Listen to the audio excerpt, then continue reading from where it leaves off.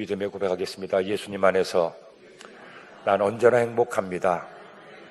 예수님과 함께 기쁘고 즐겁게 삽니다.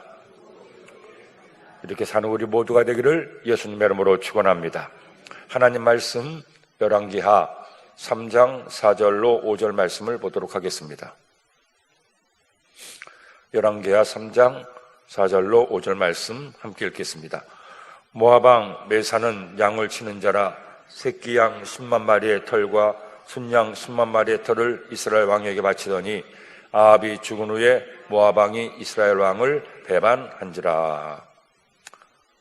모압의 배반, 이와 같은 제목으로 피차의 은혜를 나누고자 합니다. 여러분, 친구 따라 강남 간다는 말이 있습니다.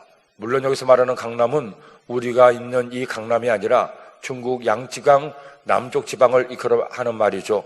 중국의 한 사람이 강남에 일이 있어 가게 되는데 그 친구가 갈 일도 없는데 친구가 가니까 따라간다는 뜻으로 친구 따라 강남 간다는 말이 생겨나게 되었습니다. 그런가 하면 그 친구를 보면 그 사람을 알 수 있다는 말이 있습니다. 친구의 됨됨이를 보면 그 친구를 사귀는 사람도 어떤 사람인가를 알 수가 있다는 뜻이죠. 무리의 법칙이라는 말도 있습니다. 사람은 결국 끼리끼리 어울려 살게 되니 같은 생각과 같은 취미와 같은 마음을 가진 사람들이 모여서 살고 있으니까 좋은 무리를 만나고 좋은 사람과 사귀게 됨을 알려주는 법칙이기도 합니다. 사람이 살아갈 동안에 친구를 사귀고 친구와 함께 우정을 돈독히 하며 사는 것도 굉장히 중요한 삶의 방법 중에 하나가 아니겠습니까? 어릴 때 부모의 설해에서 자라게 됩니다. 그러다가 사춘기에 접어들면서 이제 집 밖으로 나가 가정 밖에서 친구들과의 사귐을 갖게 됩니다. 그때 그 사춘기 시절의 친구와의 사귐이 굉장히 중요하죠. 좋은 친구를 만나면 좋은 영향을 받아서 그의 삶도 좋은 길로 갈 수가 있습니다. 하지만 문제가 있는 친구를 만나게 되면 자신도 모르게 그 문제가 자기의 문제가 되고 결국 그의 삶도 어려워질 수가 있다는 것입니다. 그렇기 때문에 좋은 사귐을 갖고 좋은 사람과 더불어 사귀는 것이 참으로 중요하다고 할 수가 있을 겁니다. 감사하게도 저는 어릴 때부터 신앙생활을 했습니다. 그러다 보니 자연스럽게 제 주위의 친구들은 다 믿는 친구들이었고 그 믿는 친구들과 함께 지내다 보니 제 주변에 저의 친구 가운데 악한 친구나 죄를 지는 친구나 그런 친구는 찾아볼 수가 없습니다. 다 예수님 믿고 신앙생활하고 장로도 되고 집사님도 되고 그렇게 더불어 함께 같은 믿음을 공유하고 살다 보니 큰 어려움 없이 우정을 이어갈 수가 있었습니다. 여러분들은 어떻습니까? 여러분의 친구는 어떤 친구를 사귀고 있습니까? 물론 이제는 나이가 있어서 친구와의 사귐이 그렇게 많지는 않겠지만 그리고 이제는 신앙생활하고 교회생활을 하다 보니 오히려 세상 친구들보다 교회에서 만나는 우리의 교우들이 더 좋은 친구요 함께하는 사이이기도 하겠지만 여하튼 우리가 살면서 누구를 만났냐는 것이 중요하다는 것은 아무리 강조해도 지나치지 않을 겁니다. 그런데 유다왕 여호사밧은 친구를 잘못 사귀었습니다. 물론 친구라고 할 것 같지는 아니고 동맹관계였지만 그와 같은 잘못된 동맹 때문에 여호사밧에게 많은 어려움이 있었고 결국 그의 후대에 큰 환란이 남유다 왕국 전체에 미치는 경우를 볼 수가 있습니다.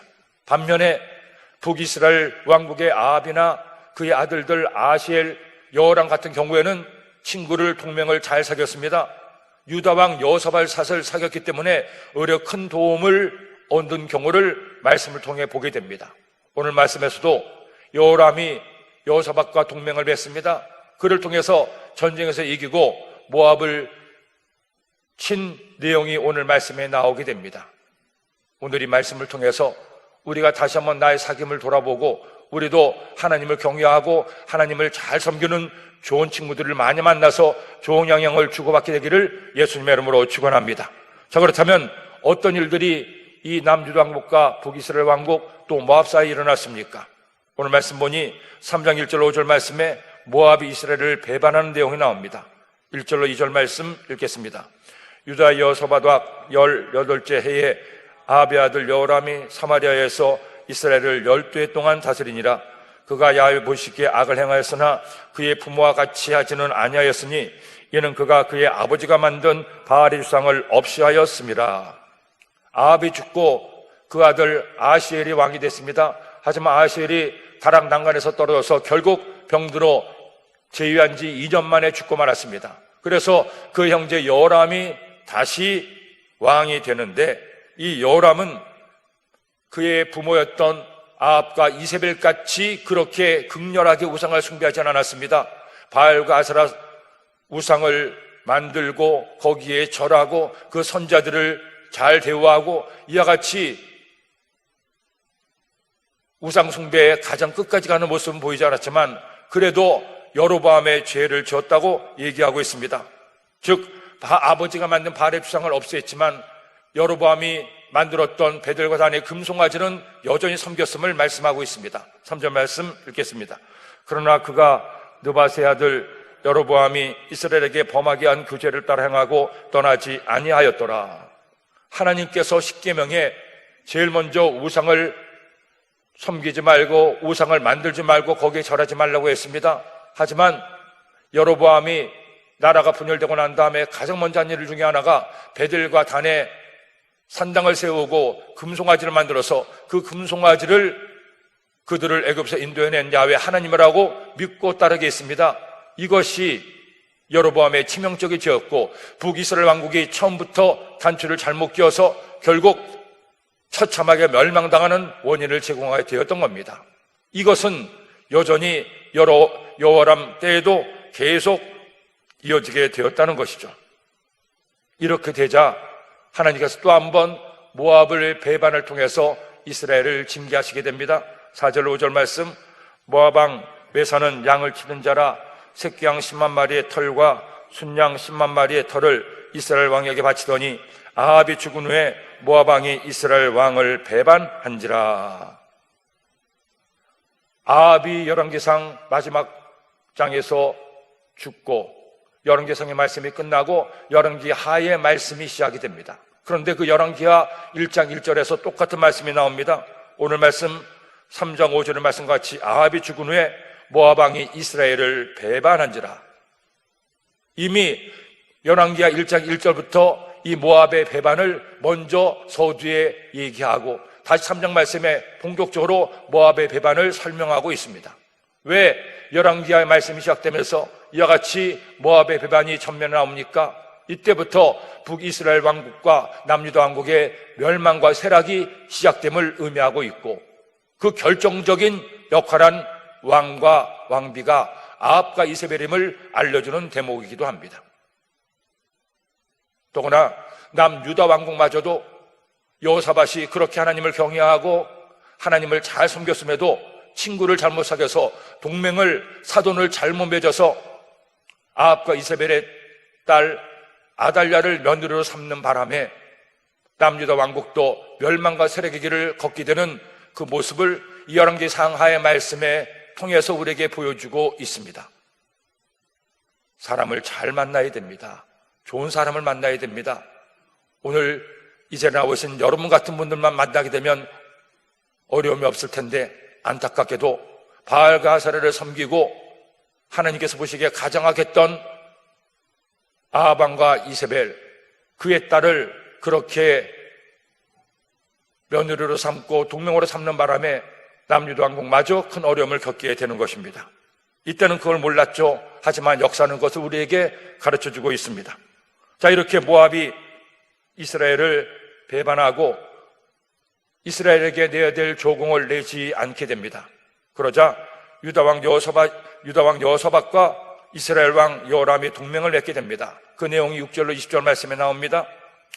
먼저 6절로 7절 말씀을 함께 읽겠습니다. 그때 여호람 왕이 사마리아에 나가 온 이스라엘을 둘러보고 또 가서 유다 왕 여호사밧에게 사신을 보내 이르되 모압 왕이 나를 배반하였으니 당신은 나와 함께 가서 모압을 치시겠느냐 하니 그가 이르되 내가 올라가리이다.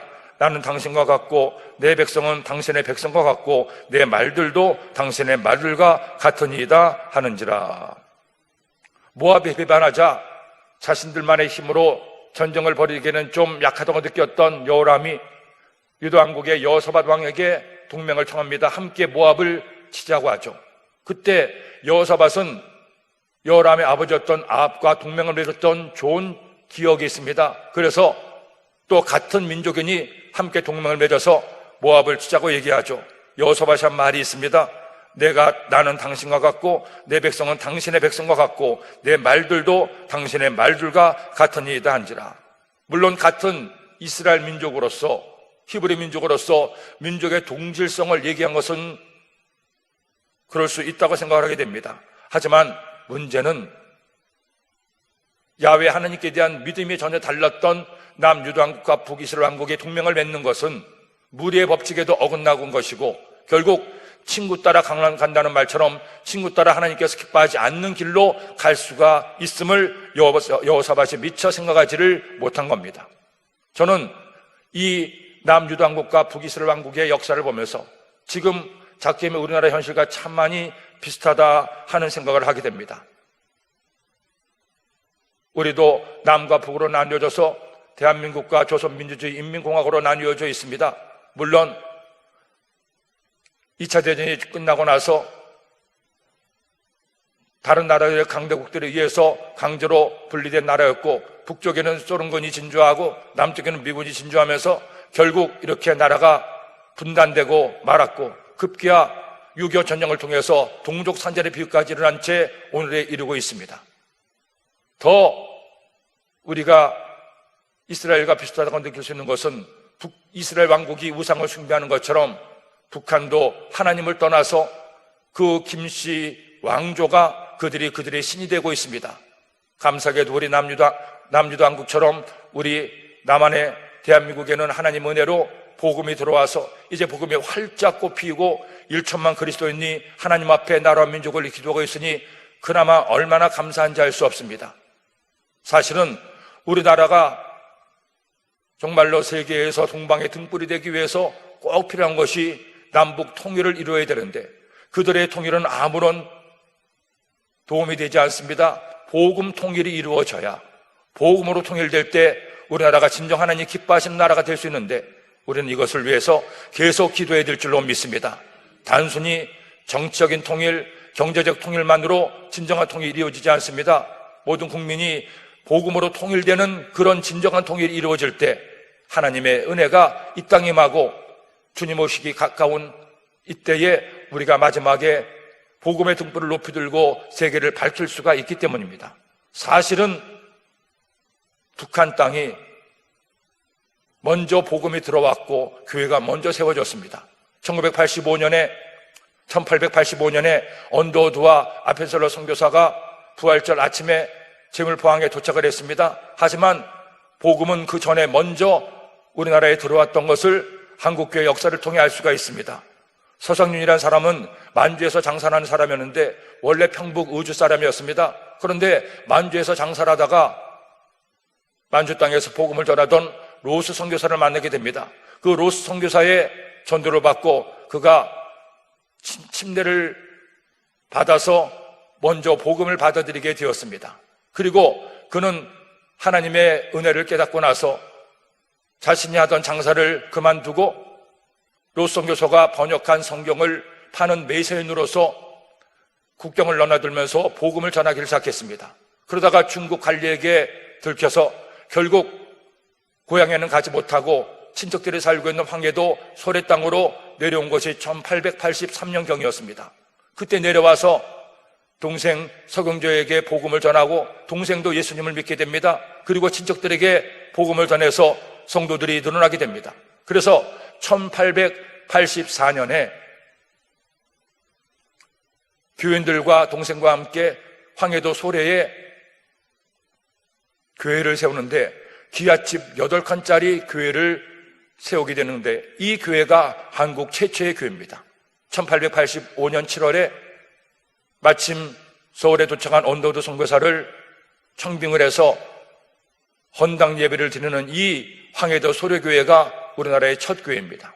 사실 우리나라는 복음이 들어오게 된 계기가 다른 나라와는 다릅니다. 다른 나라는 칼과 창으로 위협하고 복음을 전하기도 하고 또 수없이 많은 선교사들이 가서 순교의 피를 흘리면서 복음을 전하게 됐는데 우리나라는 자생적으로 먼저 예수님을 믿은 성도가 있었고 그 다음에 선교사가 들어왔습니다.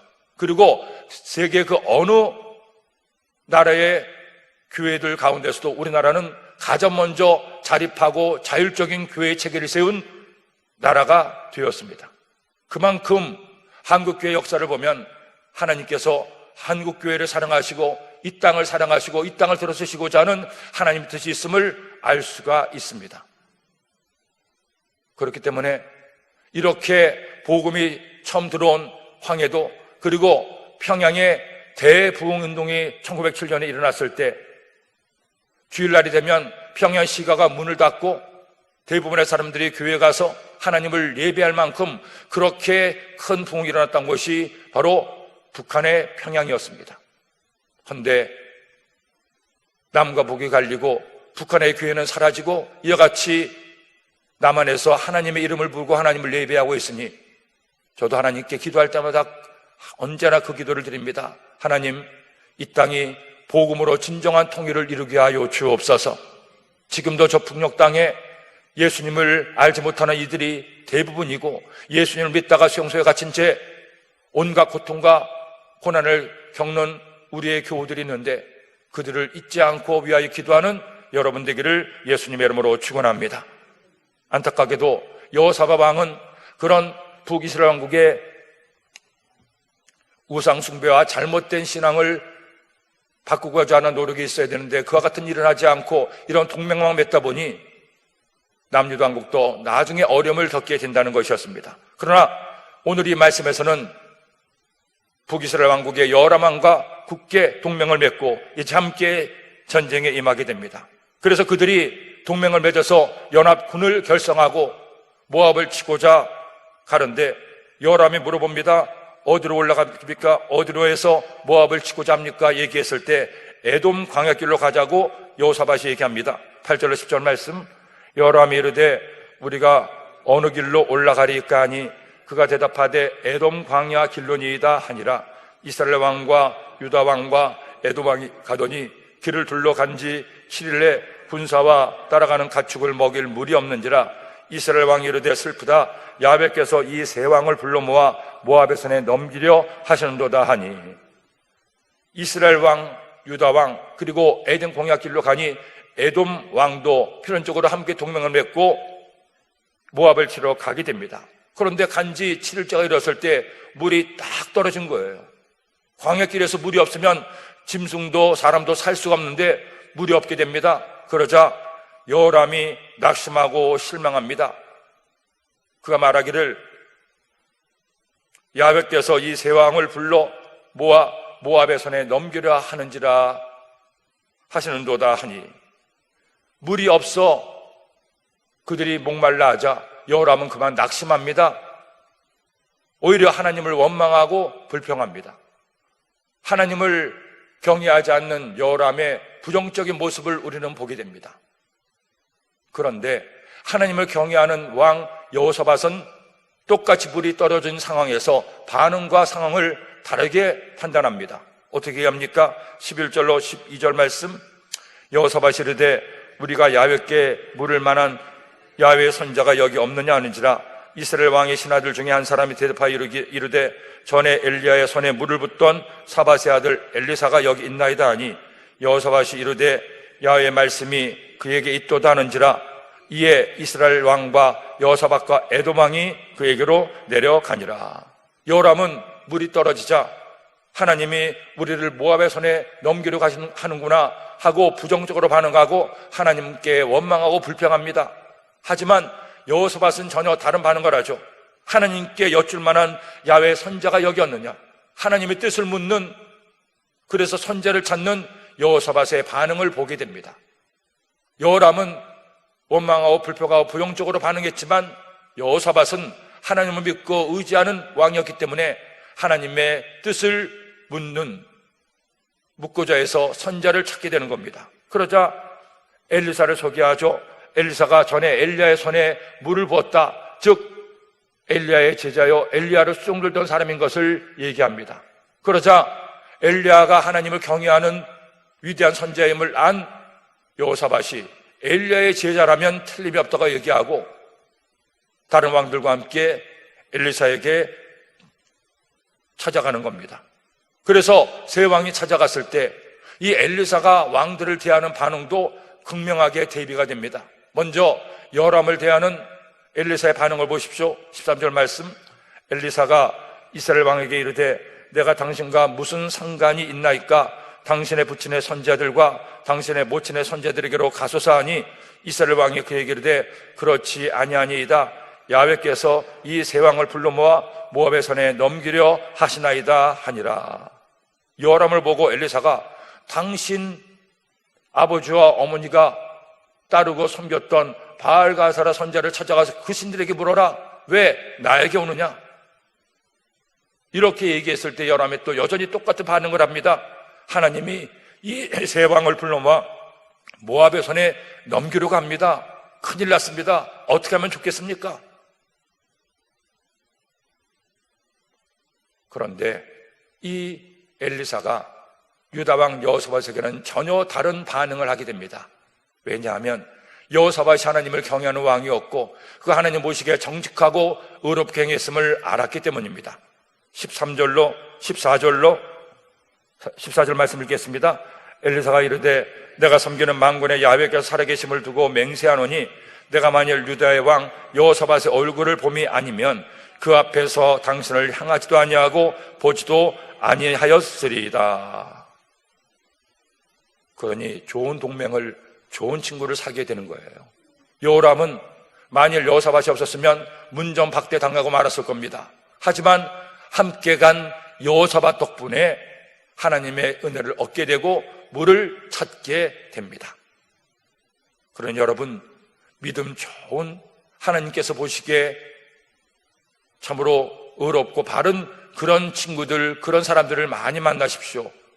항상 불평하고 원망하고 화내고 싸우고 이런 분을 만나면 자신도 모르게 자신도 그 영향을 받아 거칠어지고 다투게 되고 원망하고 불평하게 됩니다. 하지만 어떤 상황에서도 감사하고 긍정적으로 생각하고 용서하고 사랑하고 품어주는 이들을 만나고 그들과 함께 대화하면 나도 모르게 그 영향을 받게 된다는 것입니다. 굉장히 중요해요. 누군가를 만나느냐 하는 것.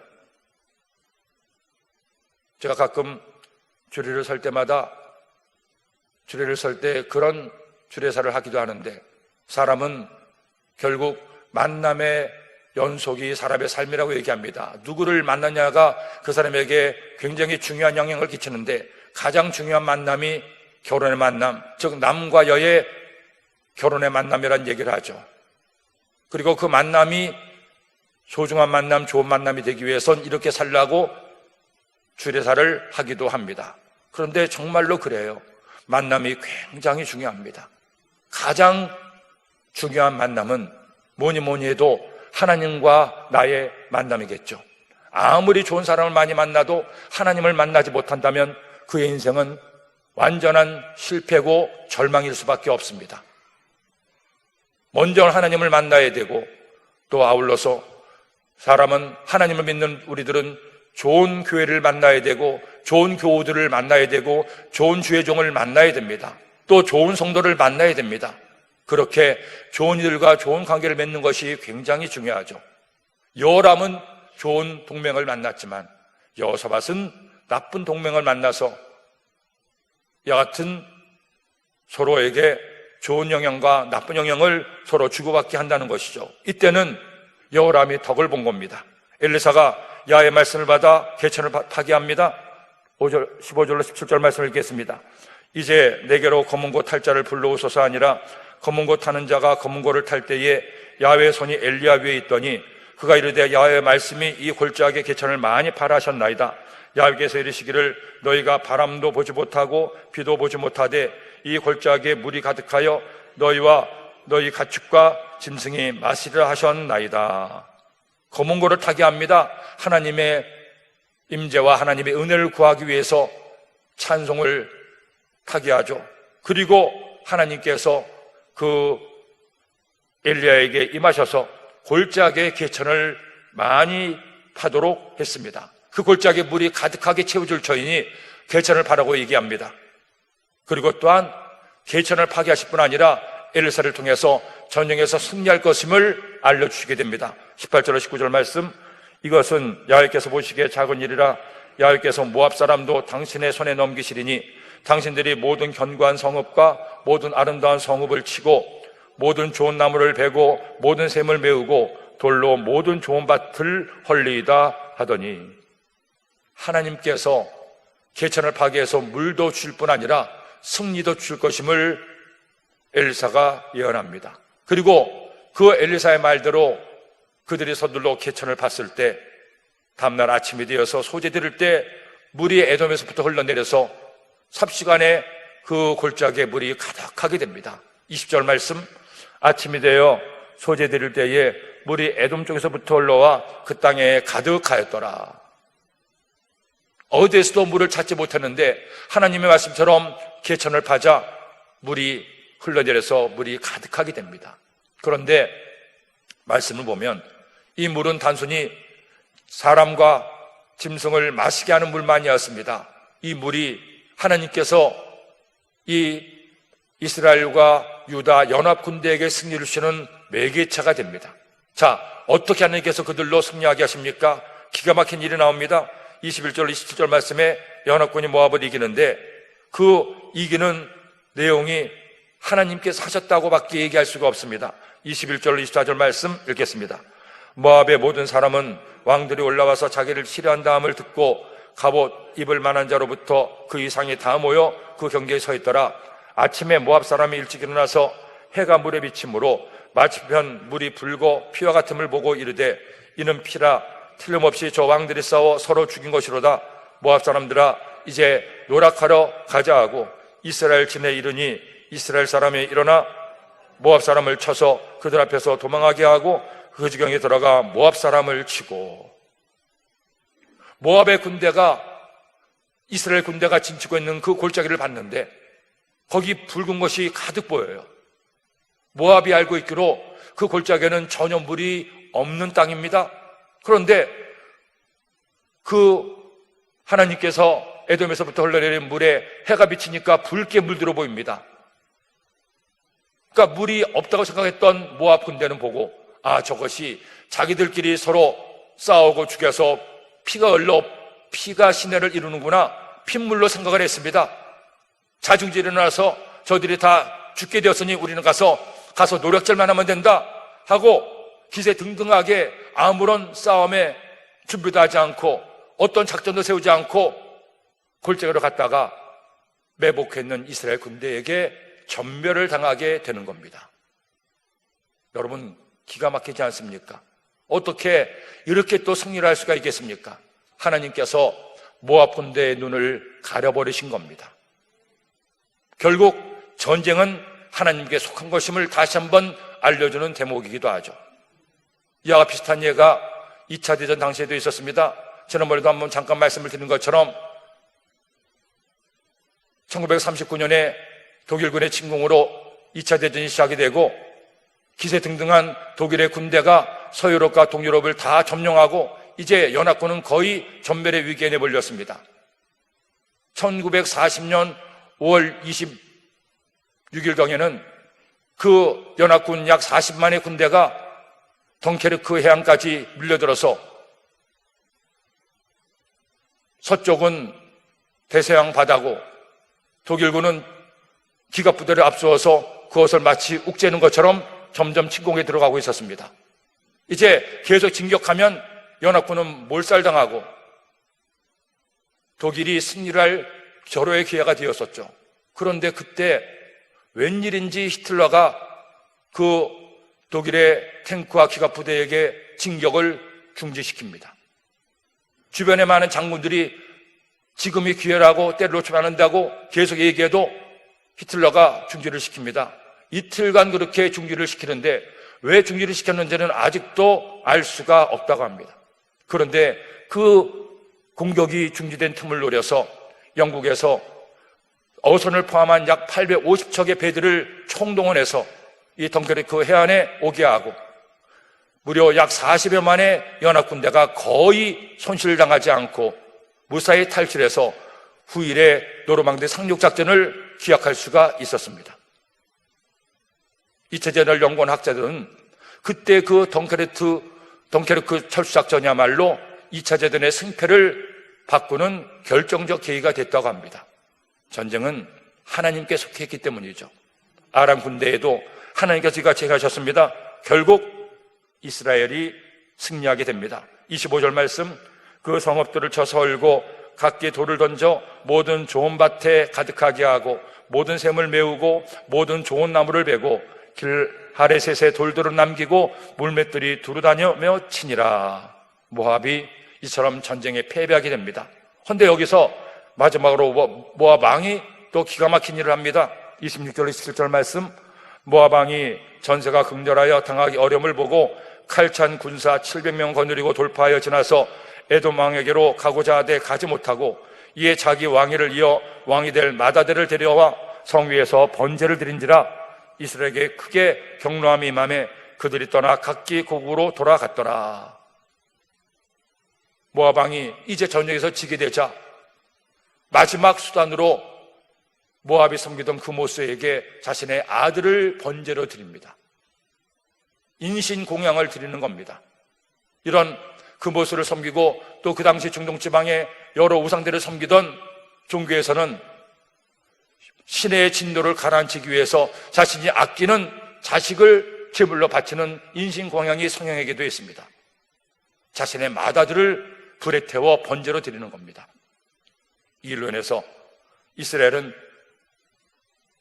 하나님께서 저 우상을 섬기는 자들을 저렇게 멸하시는구나, 맏아들까지 태워버리는구나, 더 이상 전쟁할 필요가 없다는 생각을 하고 거기서 전쟁을 끝내고 각기 돌아가게 됩니다. 결국 모압은 전쟁에 패배할 뿐 아니라 맏아들마저 희생을 시켜버리고 이런 비참한 패배를 맞게 됩니다. 왜? 하나님께서 이스라엘과 유다 편에 서셨기 때문에. 왜 하나님께서 이스라엘과 유다 편에 섰습니까? 아직도 하나님을 경외하는 왕 여호사밧을 귀하게 여기시고 그의 편이 되어 주셨기 때문에. 우리가 하나님 편에 서면 하나님이 내 편 되어 주십니다. 간단합니다. 그러니 오늘도 이 시간 이 새벽에 주께 나와 하나님을 예배하는 여러분, 주의 말씀을 받는 여러분, 언제나 하나님 편에 서서 하나님은 내 편 되는 은혜를 얻게 되기를 예수님의 이름으로 축원합니다. 기도드립니다. 하나님 아버지 감사합니다. 고맙습니다. 오늘도 말씀을 통해 하나님의 뜻을 깨닫게 하시니 이 말씀 꼭 기억해서 언제나 하나님 편에 서는 저희들 되도록 하여 주옵소서. 말씀대로 살아서 하나님 편에 서서 하나님을 기쁘시게 하고 하나님의 내 편 되는 은혜를 얻게 하여 주옵소서. 귀한 예물 드린 손길들마다 주님께서 갚아주시고 예물에 담긴 마음의 소원도 응답하여 주옵소서. 오늘 수요 예배 가운데 하나님의 은혜가 임하게 하시고 성령의 기름 부심이 있게 하여 주옵소서. 예수님의 이름으로 기도드립니다. 아멘.